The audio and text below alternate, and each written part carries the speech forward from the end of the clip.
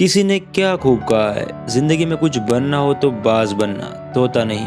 क्योंकि तोता बोलता तो बहुत कुछ है लेकिन कभी ऊंचा नहीं उड़ पाता। वहीं बाज आसमान की ऊंचाई सर करने के बाद भी हमेशा शांत रहता है। एकमात्र बाज ही ऐसा पक्षी है जो आकाश, जमीन और पानी सभी जगहों पर शिकार कर सकता है। क्योंकि उसके पास वो विल पावर है, वो सकारात्मक एटीट्यूड है जो ये चीजें मुमकिन बनाता है। इस वीडियो में आपके साथ बात की 6 ऐसी क्वालिटीज शेयर करने वाला हूँ जो आपकी जिंदगी पूरी तरह से बदल सकती है अगर इन चीजों पर काम करें।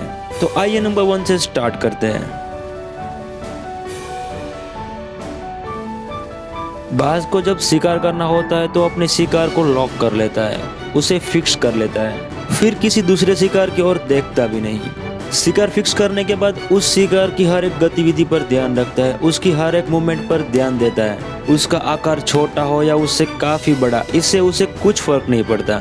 बस उसकी सारी मूवमेंट्स को अच्छे से गौर करता है और लास्ट में धड़ से अपने पंजों में दबोच लेता है। इससे हमें सीखना चाहिए, अलग अलग गोल की ओर ध्यान देकर एनर्जी वेस्ट करने से अच्छा है किसी एक गोल को फिक्स कर ले। उस गोल के हर एक पहलू को ध्यान से सोचना चाहिए, क्या क्या समस्याएं आ सकती है, कितना टाइम लग सकता है।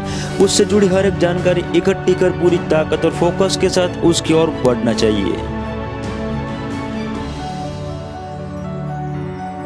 जब बारिश, तूफान या फिर आंधी आती है उस समय हर एक पक्षी अपने घोंसलों में छुप जाते हैं या फिर कहीं छुपने की कोशिश करते हैं, कोई जगह ढूंढते हैं जहां वो छुप सके और इन तूफान, बारिश या आंधी के खत्म होने का इंतजार करते रहते हैं। वहीं बाज एक लौता पक्षी होता है जो बाकी पक्षियों से विपरीत इन तूफान और बारिश के बीच अपनी सीमा तोड़ बादलों से ऊपर उठने की कोशिश करता है। हवाएं उसे पीछे धकेलती है, बारिश की वजह से उसके पंख भारी हो जाते हैं, धूल और पानी की वजह से उसे कुछ दिखाई नहीं देता, लेकिन फिर भी वो आसमान की ओर उड़ने की कोशिश करता है। बहुत सारी मुश्किलों के बाद फाइनली वो बादलों से भी ऊपर निकल जाता है, फिर वहाँ उड़ता रहता है, तब तक उड़ता रहता है जब तक मौसम ठीक न हो जाए।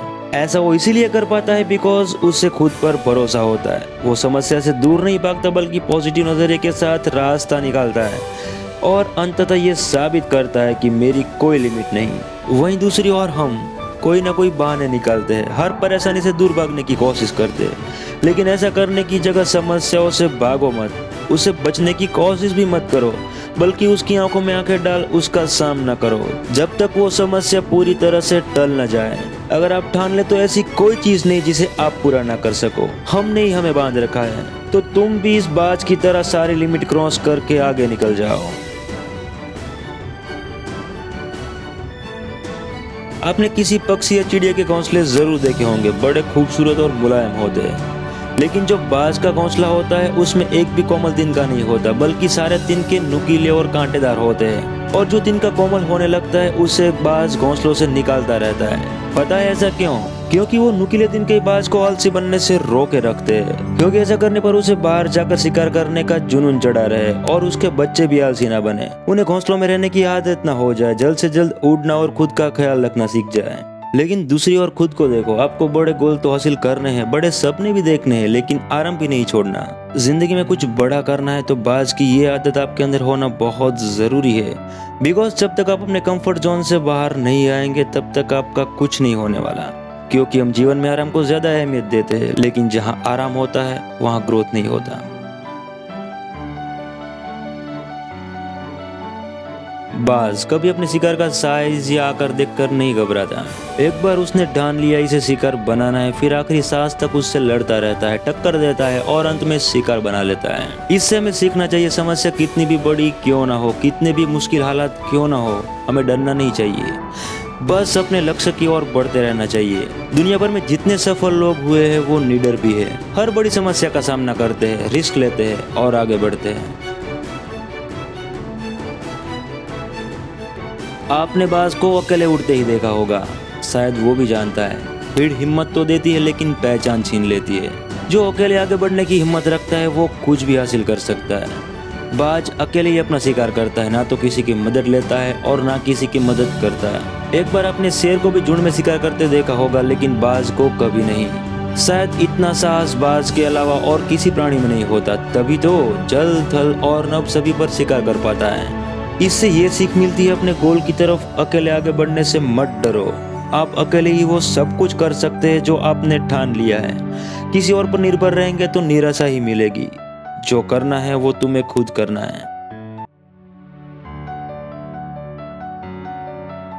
बाज की उम्र तकरीबन 70 साल होती है, लेकिन 40 की उम्र में ही बाज मरने की कगार पर आ जाता है। वो बूढ़ा हो जाता है। इस एज में उसका शरीर भारी हो जाता है, चोंच मुड़ जाती है, उसके पंख शरीर से चिपकने लगते हैं, उसके जो पंजे होते हैं पैरों में धंसने लगते हैं। इस स्थिति में शिकार करना तो बहुत दूर की बात, बल्कि बाज उड़ने के लायक भी नहीं होता। अब उसके पास केवल 2 ऑप्शन रह जाते हैं। पहला, इस स्थिति को स्वीकार कर ऐसे ही बैठा रहकर भूखा प्यासा मर जाए, और दूसरा विकल्प ये होता है कि 6 महीने की एक दर्दनाक प्रक्रिया से गुजरे और अपने आप को पहले जैसा ही मजबूत बना ले।